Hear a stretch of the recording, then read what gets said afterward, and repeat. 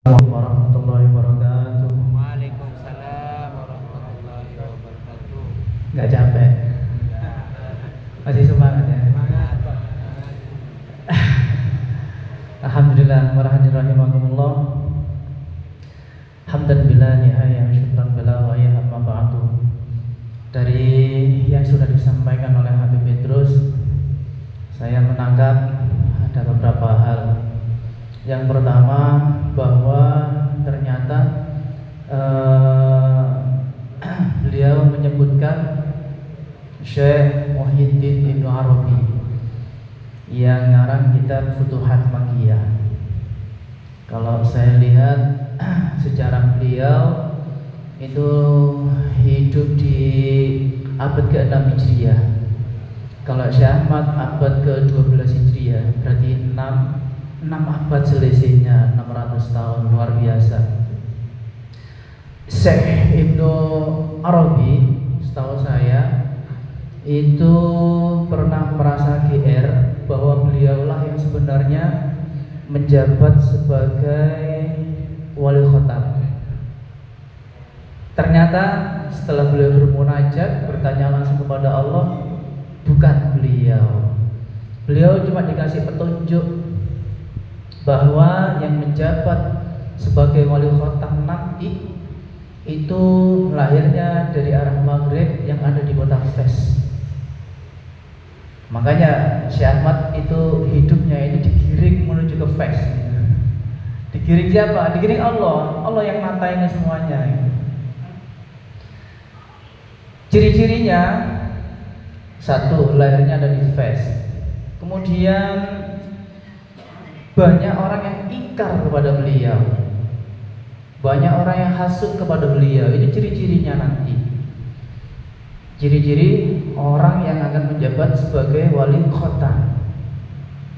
Ternyata benar, Syekh Ahmad pada saat itu ya memang dimusuhi beberapa orang, dimusuhi oleh beberapa ulama, beberapa kiai, karena beliau semakin viral, semakin menanjak pangkatnya, luar biasa. Nah, ini sudah sudah diketahui oleh Syekh Ibnu Arabi 6 abad sebelum lahirnya Syekh Ahmad Tijani radhiyallahu anhu. Berarti bertahun-tahun, ratusan ini ya. Berapa tahun? Ratusan. Tidak kue habis. Nah, para hadirin rahimakumullah, yang menarik lagi tentang kasyaf-mengkasyaf, tentang orang-orang yang tahu sebelum terjadinya sesuatu. Itu saya teringat kisahnya namanya Syekh Yaqutul Arsy. Syekh Yaqutul Arsy itu nantinya akan menjadi muridnya Syekh Abdullah Mursi.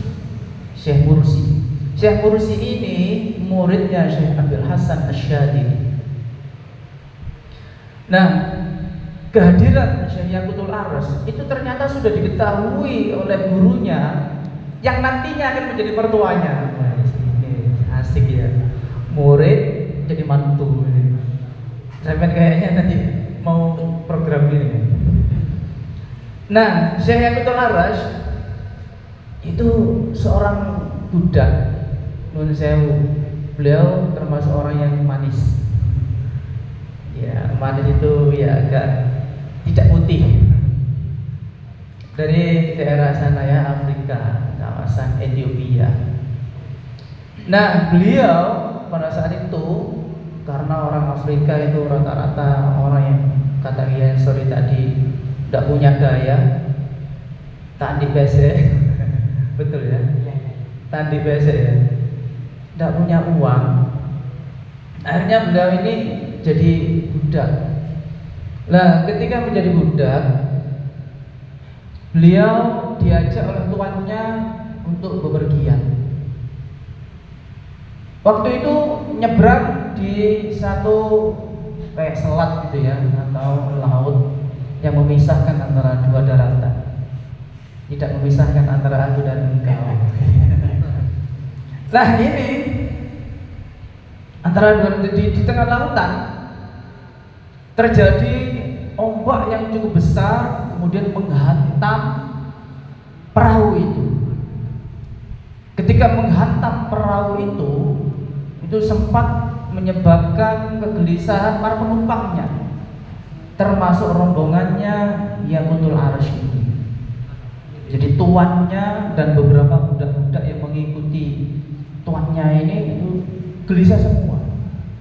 Akhirnya sang tuannya Syekh Yaqutul Arsy itu bernadar, seandainya ombak ini menjadi tenang, maka saya bernadar akan memberikan atau memerdekakan salah satu budak saya.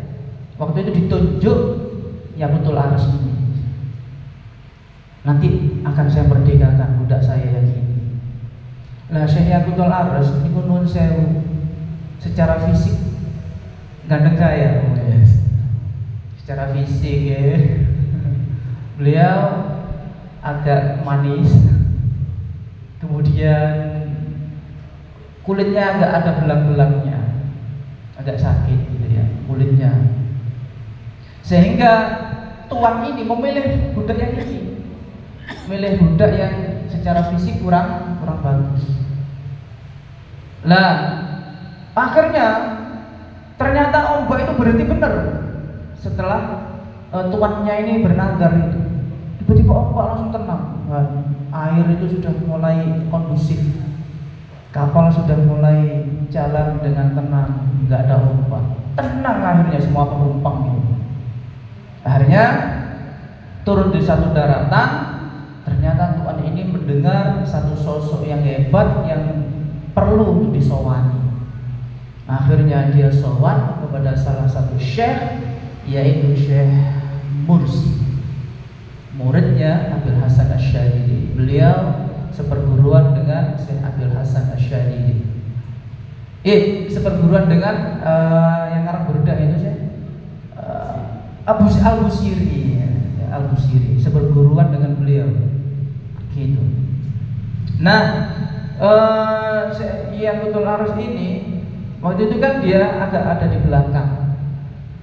Nah, dari duduk itu dia agak berani ada di depan, di belakang.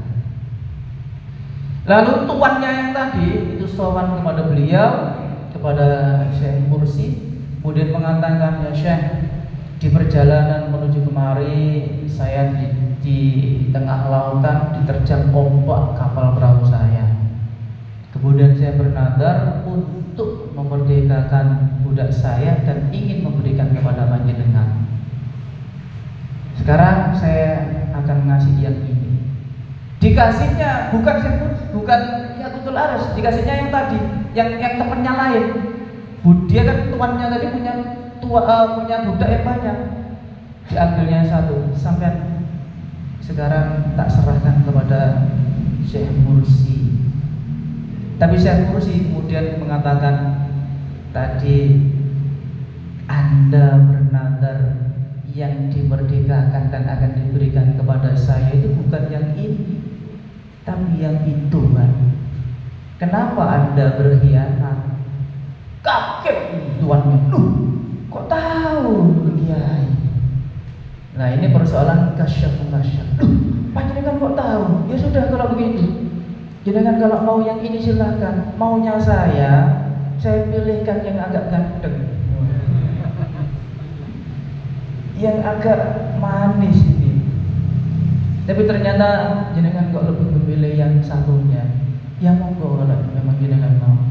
Iya, secara fisik dia memang bukan orang yang bagus, tapi hatinya sudah terkenal di Arsy. Makanya dia berjuluk Yaqutul Arsy, dan aku sudah mengetahui namanya. Bahkan sejak hari kelahirannya aku telah bikin satu bubur yang mana itu aku tujukan untuk rasa syukurku akan kelahirannya Yaqut ini. Luar biasa ini, masyaallah muslim. Ini persoalan tentang kasyaf sudah diketahui oleh gurunya. Makanya nanti Yaqutul Arsy itu akan menjadi santrinya Syekh Mursi. Yang ketika dia nyantri, dipek mantu sendiri, diambil mantu. Jadi nantinya Yaqutul Arsy itu akan menjadi mantunya Syekh Mursi. Luar biasa, masyaallah muslimin, luar biasa ini. Nah, ini juga yang sudah diketahui oleh Muhyiddin Ibnu Arabi. Sebenarnya dia sudah menduga, sudah merasa bahwa saya nanti yang akan menjabat. Lu aku ini hebat. Ilmu saya ini gak nanggung-nanggung, semuanya sudah saya kuasai. Dari ilmu zahir, ilmu batin, dari ilmu spiritual, dari ilmu biologis dan lain-lain sudah sempurna beliau. Ya pendekar, ya multifungsi beliau. Makanya banyak wirid-wirid, hizib-hizib yang lahir dari beliau, tercipta oleh beliau, termasuk hizib Darul A'la. Itu yang punya syarat pertama adalah beliau, yaitu Syekh Muhyiddin Ibnu Arabi, dan banyak wirid-wiridan yang lain. Artinya beliau merasa layak. Ibarat pendekar gitu, memang saya layak. Mau jurus apa? Jurus ular, panggil. Ya Allah ya Rasulullah, saya minta jurus ular. Langsung jadi ya. Itu biasanya kan yang suka main karomah. Nah, itu ya. Karomah ya. Itu pelaku-pelakunya ini gitu. Nah, para hadirin Allah, itu beliau merasa GR duluan. Dulu dialami beliau. Tapi ketika beliau bermunajat, akhirnya ditunjukkan oleh Allah, bukan kamu Ibnu Arabi, bukan kamu. Nanti akan lahir munculnya dari daerah Fas yang ada di Maghrib. Bukan kamu, nanti ini sudah lama nanti. Waktunya itu enggak sekarang. Ternyata Ibnu Arabi mengaku, oh berarti bukan saya. Berarti ada orang yang nanti akan lebih hebat lagi. Dan akhirnya beliau ditunjukkan oleh Allah. Ini ada di kitab Anqa'ul Maghrib, dalam kitab yang lain. Ada juga di Futuhul Makkiyah sudah disinggung. Tapi lebih detailnya itu ada di kitab selanjutnya, namanya Anqa'ul Maghrib. Anqa'ul Maghrib itu Raja Wali Maruku. Anqa ini kan artinya Raja Wali dari Maruku. Wali yang hebat dari Maruku. Lalu beliau dikasyaf oleh Allah, ditunjukkan oleh Allah tentang wali-wali khotam ini. Akhirnya dia menyebutkan bahwa wali khotam itu ada 3 definisi. Ada wali khotam mutlak, ada wali khotam yang umum. Nah kemudian beliau ditunjukkan bahwa wali khotam yang pertama itu adalah wali yang menjadi pamungkas dari awal minal azal ilal yaumil qiyamah. Dan itu nanti akan dijabat oleh Imam Mahdi. Nabi Allah Isa alaihissalam, dijabat oleh Nabi Isa alaihissalam. Dan ada juga yang namanya wali itu bukan persoalan waktunya, bukan yang menjabat pamungkas antara minal azal ila yaumil qiyamah, yang nutup ini Nabi Isa, bukan. Yang dimaksud khotam di situ beliau menyebutkan adalah orang yang mempunyai makom tertinggi di antara semua pangkat kewalian yang ada sejak zaman azali sampai yaumil qiyamah. Beliau sadar lagi, oh, ternyata bukan saya juga. Ini sudah dijabat Nabi Isa. Yang ini dijabat oleh orang yang nanti lahirnya di daerah Fes yang ada di Maruku. Lalu beliau ditunjukkan lagi satu tandanya. Nanti dia berjuluk Abul Abbas. Makanya panjenengan di dalam Manaqib Tijani itu di makhluk qiyamnya Sholli ya Rabbi alaman itu yang agak akhir ada kalimat ya Abul Abbas ya man bismihi taba janani. Siapa ya Abul Abbas ini? Dia dengan panggil setiap saat ketika makhluk qiyam, ketika membaca manaqib. Ya Abul Abbas ya man bismihi taba janani. Wahai Abul Abbas, orang yang ketika disebut namanya hati saya menjadi nyaman, hati saya menjadi damai. Yang semula saya gelisah, yang semula saya resah, semula saya stres, ternyata ketika disebut namanya, hati saya kemudian menjadi damai, menjadi tenang. Ya Abul Abbasi ashku, wahai Abul Abbas, sekarang saya mengadu, fatiga khotbi dahani, segala kegelisahan, segala problematika, segala hal yang saya alami sekarang, saya adukan kepada panjenengan. Ya Abul Abbasi arju zilla yumnin wa amanin, tolong buat saya merasa nyaman dan aman. Ya Abul Abbasi faftah fatha fadlin wamtinani, mohon mulai sekarang bukakan, futuhkan hati saya agar saya menyadari bahwa semuanya ini adalah berkat madadmu, berkat syafaat baginda Nabi, dan juga berkat dari rahmat ilahi. Disitulah Syekh Ahmad Tijani ini kan panggil melalui salah satu lakopnya, melalui salah satu julukannya, yaitu Abul Abbas. Makanya banyak kemudian orang yang GR kemudian menjulukkan dirinya sebagai Abul Abbas. Ada yang sampai menduga GR bahwa Abul Abbas ini, wali khotam ini lahirnya di kota Masyrik. Dia mengira orang hebat itu lahirnya di kota Masyrik, tetapi indikasi-indikasi itu ternyata tidak terdapat pada tubuh orang ini. Contohnya misalnya ada orang-orang atau murid-muridnya Syekh Abdul Qadir Jailani yang menganggap bahwa Syekh Abdul Qadir lah yang memiliki atau mendapatkan pangkat kewalian khotam itu. Tetapi kemudian ada riwayat yang lain, bisa Anda baca dalam kitab Tafrihul Khatir, itu gurunya yang bernama At-Tabbas mengatakan, kamu memang menjadi pemimpin para wali tetapi di masamu.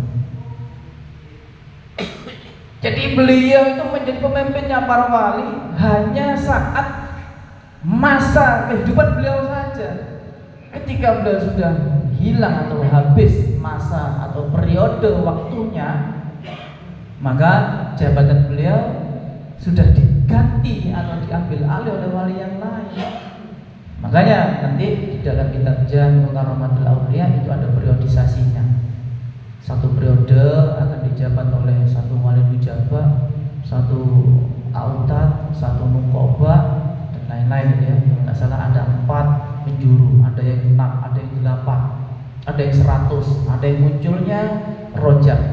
Jadi ada wali itu yang muncul pangkat kewaliannya di bulan Rajab.